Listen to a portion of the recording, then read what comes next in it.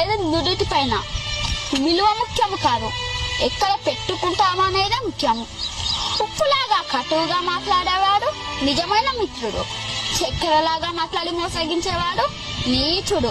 ఉప్పులో పురుగులు పడ్డ దాఖలాలే లేవు, తీపిలో పురుగులు పడని రోజే లేదు. ఏడుస్తూ ఈ లోకానికి అడుగెడతావు, ఏడుపుస్తూ లోకాన్ని వదిలి వెళ్ళిపోతావు.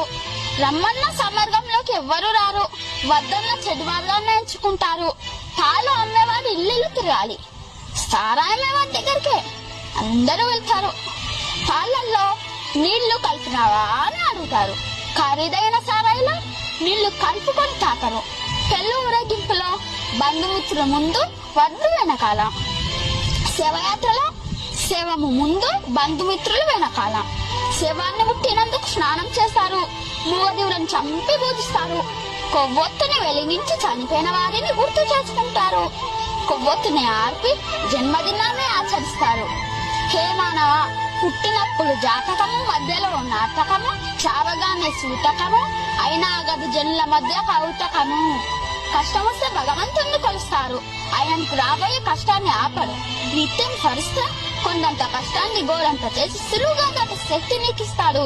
నిన్ను కష్టాలు కుంభవృష్టిలో ముంచేస్తే నీకు గొడుగు పెట్టి కాపాడుతాడు. గుర్తు